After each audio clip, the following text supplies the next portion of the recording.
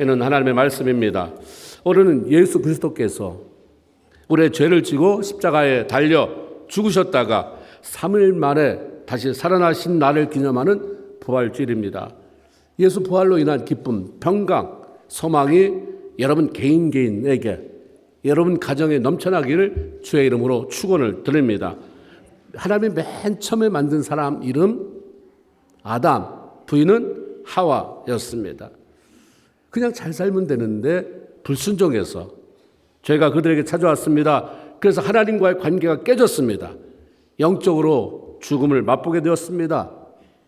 그 죄는 유전이 되어서 마침내 그 아들에게 또 아들에게 오늘까지 모든 인간들 자신의 힘으로 어떻게 처리할 수 없는 죄 가운데 빠지게 만들었습니다.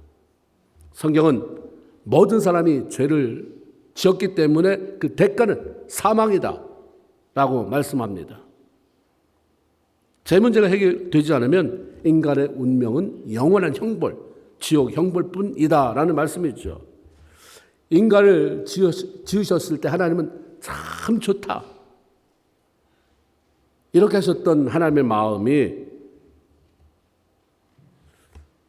우리 인간 모든 거 다 주고 싶어하는 행복한 삶을 살게 하시고자 하는 그게 하나님의 마음이었습니다. 그래서 성경 에레미야 29장 11절에 보면 나 여호와가 말하노라 너희를 향한 내 생각은 내가 안 하니 재앙이 아니라 평안이요 장래 소망을 주는 생각이다 이렇게 말씀합니다. 이렇게 사랑하는 사람들이 영원히 죽게 생겼으니 영원히 천국이라고 하는 그런 아름다운 것이 아닌 지옥 불구덩이에 빠지게 됐으니 우리 아버지의 마음이 어떻겠어요? 그래서 마침내 결단하신 것이 자신의 하나밖에 없는 아들 독생자 예수 그리스도를 이 땅에 보내서 인간들의 죄를 대신 지게 하시는 것이었습니다. 그로 인해 죄 문제가 해결되고 구원받을 수 있는 길을 활짝 열어놓는 것입니다. 그래서 요한복음 3장 16절에 보면 하나님이 세상을 이처럼 사랑하사 독생자를 주셨으니 이는 저를 믿는 자마다 멸망치 않고 영원히 사는 삶을 얻게 하려 함이다 라고 확실히 알려주십니다.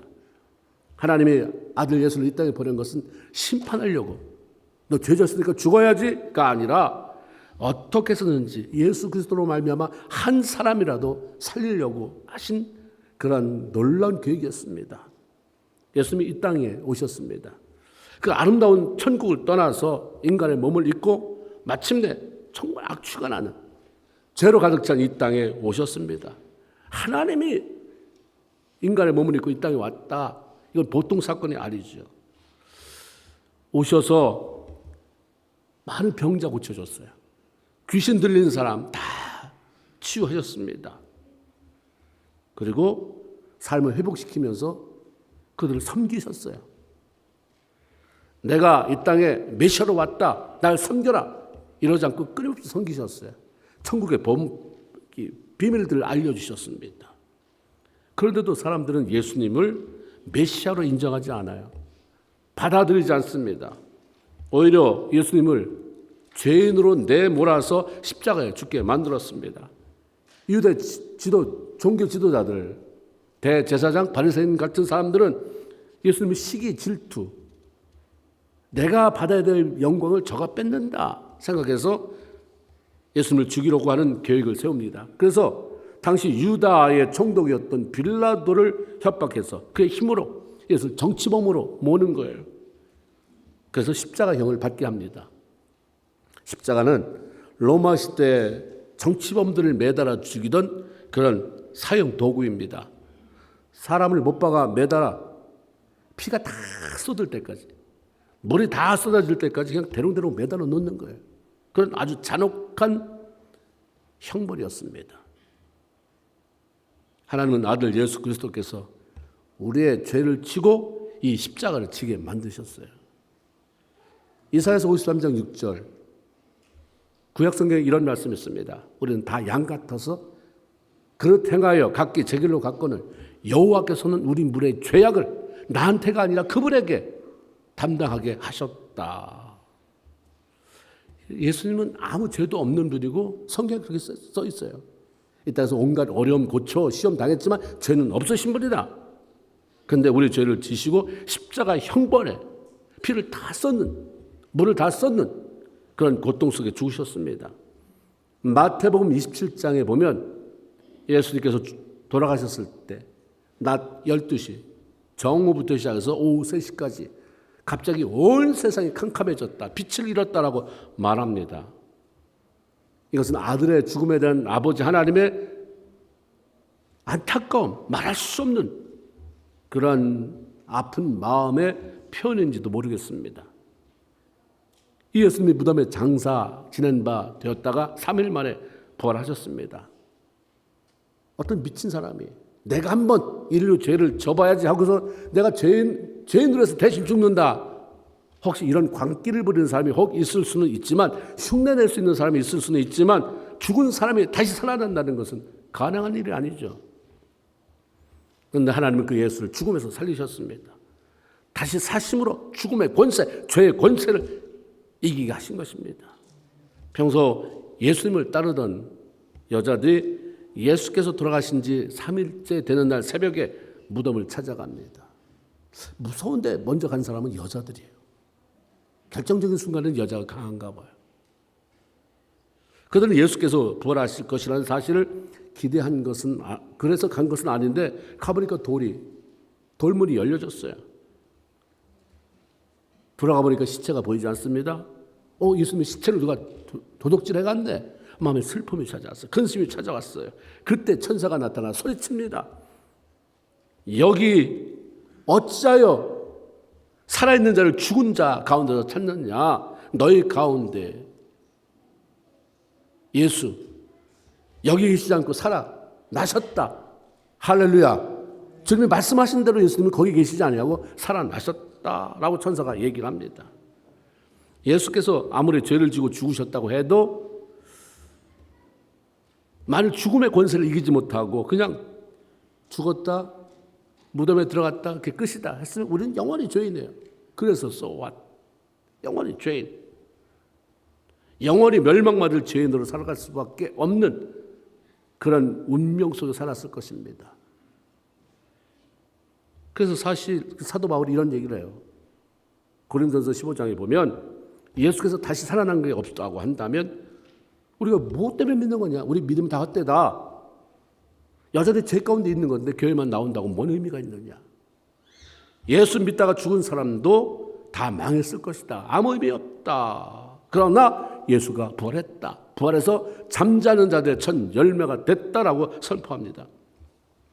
예수는 사도 바울에 의하면 그때 부활하셔서 많은 제자들에게 다 보여주셨잖아요. 나 살아났다. 직접 보여줬어요. 그리고 그 당시에 500여 명에게 일시에 나타나 보여줬기 때문에 많은 사람이 그 증거를 가지고 있다. 그 중에 대다수가 사도 바울이 이것을 말할 때 그 당시에 살아 있었다라고 얘기합니다. 예수 부활은 확실한 거예요. 바울은 그렇기 때문에 예수 부활이 확실하기 때문에 만약 우리가 그리스도 안에서 우리의 바라는 것이 다만 이 땅의 삶이라고 한다면, 잘 먹고 잘 사는 게 다라고 한다면 모든 사람 가운데 우리가 가장 불쌍한 사람이다. 영원한 천국이 있는데, 죽음에서 다시 사는 부활이 있는데, 그래서 여전히 세상에만 살다가 죽는다면 이것보다 비참하고 불쌍한 게 어디 있겠느냐. 우리가 구원받아 하나님의 자녀가 되는데 필요한 것은 이미 예수께서 십자가의 죽음과 부활을 통해서 다 이루어놨어요. 한 가지 우리가 할 일은 오직 믿음으로 예수 내 구주 받아들이는 거예요. 지금 나는 나의 죄를 지고 십자가 지셨다. 부활하셨다. 나 그 예수 믿습니다. 그래서 요한복음 1장 12절에 영접하는 자, 곧 그 이름을 믿는 자들에게는 하나님의 자녀가 되는 권세를 주셨다라고 말씀합니다. 구원은 우리가 착한 일을 하거나 무슨 열심히 노력을 하거나 무슨 돌을 닦거나 산에 들어가서 돌을 닦거나 그래서 구원받는 게 아니에요. 에베소 2장 8절 9절 너희가 그 은혜를 인하여 믿음으로 말미암아 구원을 얻었나니 이것이 너희에게서 난 것이 아니다. 하나님의 선물이다. 행위에서 난 것이 아니다. 도 닦는다고 착한 일 한다고 하는 그런 행위에서 난 것이 아니니 이는 누구든지 자랑하지 못하게 하려 함이다 라고 말씀합니다. 구원은 선물입니다. 하나님이 주신 선물이에요. 우리 한번 따라 해볼까요? 구원은 선물이다. Salvation is gift. 네. 구원은 선물입니다. 행위가 아니라 내가 뭘 잘 해보려고 구원받으려면 어떻게 해야 돼? 내가 무슨 착한 일을 해야 돼? 그게 아니라 그냥 예수 그리스도 믿으면 돼. 그분이 나를 죄로부터 건져내실 구원자여 내 삶의 주인이심을 인정하고 믿고 모셔드리고 그렇게 살아가면 되는 것입니다. 요한복음 5장 24절에 내가 진실로 진실로 너희에게 이르노니 내가 정말 마음을 다해서 너에게 말한다. 내 말을 듣고 또 나 보내신 이를 믿는 자는 영생을 얻었고 심판에 이르지 아니하나니 사망에서 생명으로 옮겼느니라. 이것은 절대 변하지 않는 하나님의 약속입니다. 이거 잡고 이거 믿으면 구원받는다. 이 땅에 죽어 천국 가지만 이 땅에서도 하나님의 자녀로서의 특권을 누리면서 산다. 이렇게 우리에게 알려주십니다. 그러면 예수 그리스도의 부활을 확신하는 나와 여러분 그런 사람들은 어떻게 살 것인가? 제일 중요한 것은 복음의 비밀, 예수가 살았다고 하는, 죽었다가 살아났다고 하는, 내 죄를 짊어졌다고 하는 그런 부활의 복음을 전하는 것입니다. 부활하신 예수 안에 있는 죄사함, 예수 믿는 자에게 주어지는 영원한 생명에 대한 복음을 다른 사람에게 제시해야 되는 거죠. 예수 믿으면 구원받는다. 영원한 생명을 얻게 된다. 살아난다. 이게 너무도 중요하기 때문에 예수님은 네가 부활의 복음을 받은 자냐 구원받은 자냐 전해라 말씀하던 거예요. 그리고 내가 뭐 좋은 거 있으면 자랑하고 싶잖아요. 정말 예수가 내 안에 모든 것이다 하면 자랑하지 않을 수가 없는데 이 기쁨 전해라. 우리는 그 사명이 있습니다. 또 하나는 이제 하나님 앞에 영광 드리는 삶을 살아라. 고린도전서 16장 19절 20절 너희는 너희 자신의 것이 아니라 값으로 산 것이 되었으니 이제 너희 몸으로 하나님께 영광을 돌려라. 우리가 믿음으로 예수 믿고 구원받는다고 이게 공짜는 아니다. 이게 거저는 아니다. 이미 예수께서 십자가 죽음이라고 하는 엄청난 대가를 지불하시고 우리를 사신 거예요. 우리를 주의 자녀 삼으신 것입니다. 내가 어떤 비싼 물건을 공짜로 가졌을 때 그건 공짜가 아니라 우리 아버지가 돈을 내놨거나 누군가 돈을 내놨기 때문에 내가 거저로 가진 거지 대가 없는 건 없습니다. 그러므로 이제는 내 맘대로 사는 삶이 아니에요. 구원받은 사람은 내 맘대로 사는 사람이 아니라 말만 하는 삶이 아니라 행동으로 삶으로 예수 그리스도를 하나님을 영화롭게 하는 삶을 살아가야 된다라고 말씀합니다. 여기 백합화가 참 많이 있는데 백합은 예수 그리스도를 상징하는 꽃이 되었습니다. 아무 죄도 없고 저 순백색 아주 순결하시고 아름다운 향기를 풍기는 예수를 상징하죠. 그래서 부활절 제단에 항상 백합이 안 빠져요. 백합. 예수.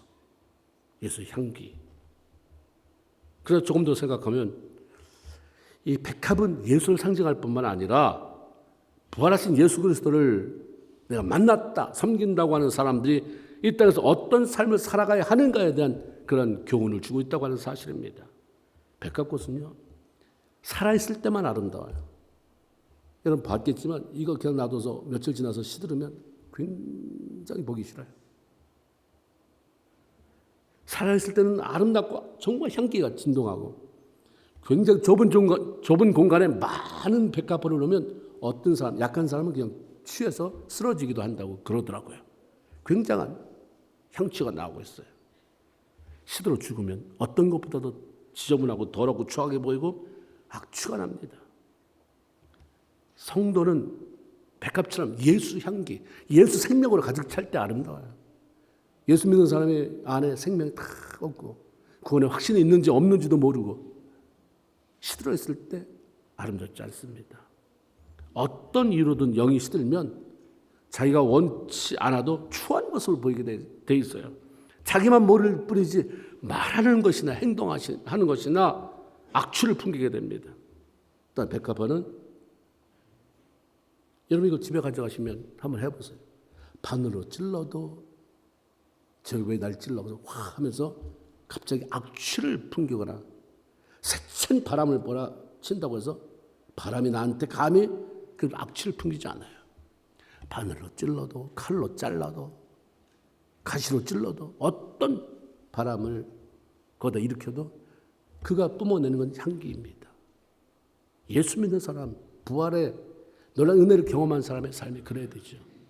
찔러면 평소에 그냥 놔두면 향기가 나오는데 좀 건드리면 악취가 나오는, 그게 무슨 부활을 경험한 사람이냐. 그러니까 가면 쓰고 살지 말아라. 예수 믿으면 다 변해야 되잖아요. 토를 체인지. 우리가 예수 부활 경험했다고 한다면 그렇게 좀 건드려도 찔러도 예수 향기, 예수 사랑. 예수 그리스도 부활하셨습니다. 할렐루야. 이 예수 부활의 기쁨 소망 가운데 늘 승리하며 행복한 삶을 살아가는 저 여러분 모두가 되기를 주의 이름으로 축원을 드립니다. 아멘. 기도합시다.